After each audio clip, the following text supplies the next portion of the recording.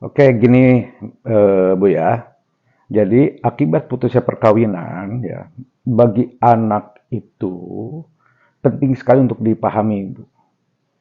Ya, kalau pakai pasal 41 Undang-Undang tahun 74 tentang perkawinan, bapak atau ibu ya tetap berkewajiban memelihara dan mendidik anak-anaknya walaupun sudah bercerai semata-mata demi kepentingan anak nih Bu.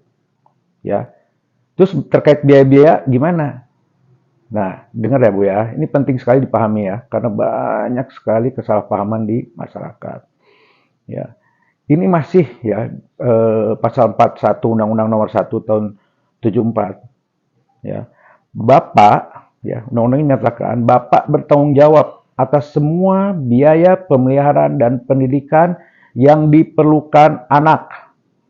Nah, jika Bapak nggak sanggup ya memenuhi, nanti pengadilan akan menentukan ya bagian seberapanya ibu ikut memikul biaya tersebut.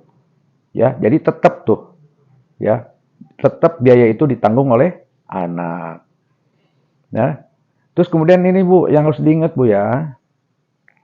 Jadi, ini tegas dan harus dipahami, kewajiban orang tua terhadap anak berlaku terus-menerus nih Bu. Meskipun perkawinan antara kedua orang tuanya itu putus. Ya, maksudnya apa? Walaupun ibu dan bapak sudah bercerai, tanggung jawab terhadap anak itu tidak putus. Oke. Nah, terus ya seperti yang disampaikan tadi, walaupun misalnya apa anak ada pada ibu, tetap suami yang bertanggung jawab secara finansial terhadap anak. Oke, nah itu bukan aja di Undang-Undang Perkawinan, Bu. Di pasal 149 Kompilasi Hukum Islam, buku 1 Hukum Perkawinan, itu juga dinyatakan suami memberikan biaya hadonah, ya. Apa itu hadonah? Yaitu mengasuh, memelihara, dan mendidik, ya. Jadi biaya hadonah, ya, sampai anak itu umur berapa? Umur 21 tahun atau sesudah mandiri. Nah, terus ini Bu, yang perlu diperhatikan dan ini banyak sekali kesalahan di masyarakat ya. Banyak banget kesalahan. Seolah benar, tetapi sebenarnya salah. Ya, logika falasi ya, semacam logika falasi. Jadi gini loh, ini yang sering terjadi. Ketika ibu dan bapak terjadi permasalahan dalam ini yang menyebabkan berakhirnya pernikahan, maka insting pertama adalah menjadikan anak ya sebagai alat perseteruan, ya, alat menyakiti pasangan, memburuk-burukan pasangan, menyalahkan pasangan sebagai penyebab perceraian. Tahu nggak? Sebenarnya korban pertama dari ini, jadi ketika ibu berusaha menjadikan anak sebagai alat perseteruan, maka korban utama adalah anak itu sendiri. Ya, itu korban utama dan terbesar, dan dia akan mengalami permasalahan dan jangka waktu yang panjang. Impaknya luar biasa. Dia kehilangan figur salah satu kedua orang tuanya. Ya, jadi bukan saja dia berpisah dengan salah satu orang tuanya, tetapi dia kehilangan figur. Ya, dan itu berimplikasi luar biasa secara psikologis. Jadi ingat ya, kalau ibu menyakiti pasangan ibu, ya, melalui anak, sebenarnya yang disakiti pertama adalah anak. Ingat itu ya. Jadi lupakan perseteruan, ya, ketika berhadapan dengan anak. Jangan sampai anak menjadi korban yang kesekian kali. Ya, dan jangan sampai anak mengalami mental dramatikal psikologi gitu ya. Yang impaknya jangka panjang. Oke? Nah, itu logika falasi ya. Logika fallacy yang rupanya sering jadi insting dari perselisihan berakhirnya perkawinan. Terus yang kedua, ini seolah bijak nih Bu, seolah bijak banget, padahal salah besar. Apa itu? Jadi anak sering dibagi menjadi dua oleh orang tua. Jadi ada yang ikut ke bapak, ada yang ikut ke ibu. Biasanya nih, anak laki-laki ikut bapak, anak perempuan ikut ibu. Ya, atau anak yang besar ikut bapak, anak yang kecil ikut ibu. Ini seolah-olah bijak. Padahal ini menyebabkan anak menjadi korban untuk kesekian kali. Setelah berpisah dengan salah satu orang tua, anak dipaksa juga berpisah dengan saudaranya. Oke, padahal kebersamaan si anak dibutuhkan, ya, kebersamaan si anak dengan saudaranya, ya, dibutuhkan untuk menghadapi berakhirnya perkawinan, keterpisahannya ibu dan bapaknya.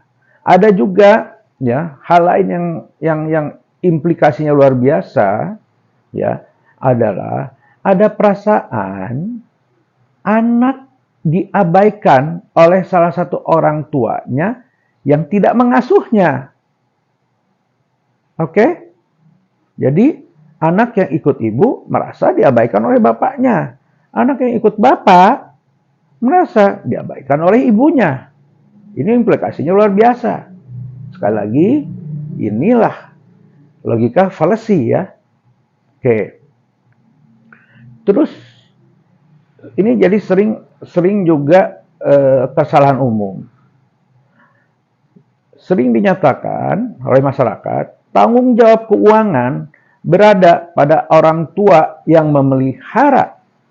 Padahal undang-undang sudah menegaskan ayahlah yang menjadi penanggung jawab finansial utama walaupun anak berada pada ibunya. Seringkali ada yang berargumentasi, ibunya nggak perlu bekerja, nggak akan mampu membiayai anak. Ya nggak apa-apa, karena membiayai itu tanggung jawab dari ayahnya. Dan ini luar biasa, ini luar biasa. Seringkali saya kedatangan orang yang sudah sangat terlambat memutuskan, ya. Sangat terlambat memutuskan gara-gara merasa dia sebagai ibu tidak bekerja, ya. Padahal suaminya kemana lagi ya, penuh dengan perusahaan-perusahaan yang mencekam buat si ibu. Si ibu bertahan gara-gara dia takut anaknya tidak memperoleh biaya pendidikan. Padahal tidak begitu. Oke? Terus ini lagi nih yang sering menjadi menurut saya logika fallacy ya. Pihak yang mengasuh melarang bertemu anaknya dengan pihak yang tidak mengasuh. Ini luar biasa ini. Ini kesalahan yang sangat luar biasa. Ya.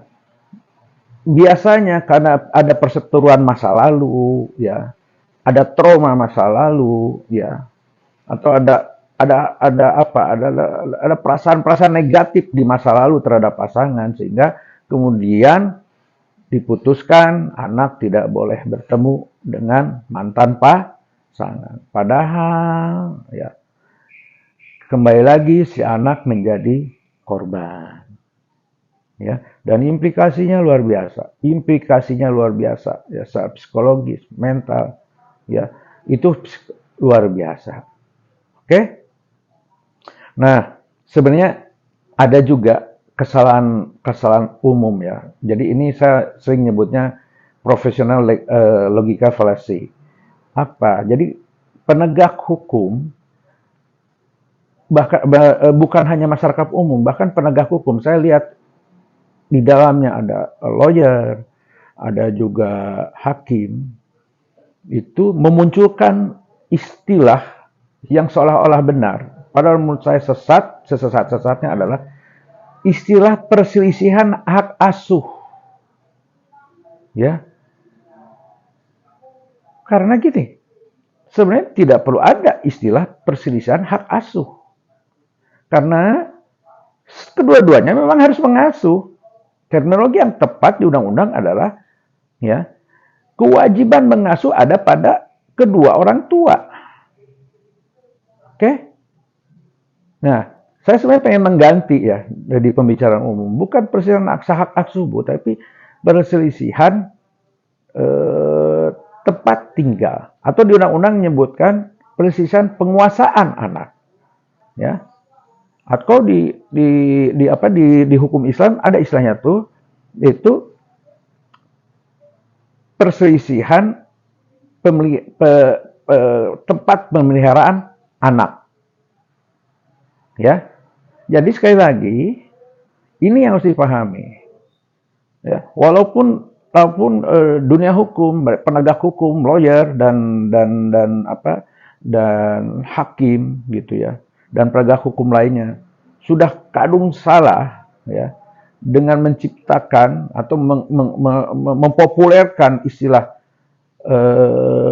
perselisihan hak asuh, ya, sehingga seolah-olah yang berhak mengasuh adalah salah satu pihak, padahal tidak. Keduanya, sebagaimana telah saya sebutkan sebelumnya, keduanya wajib mengasuh.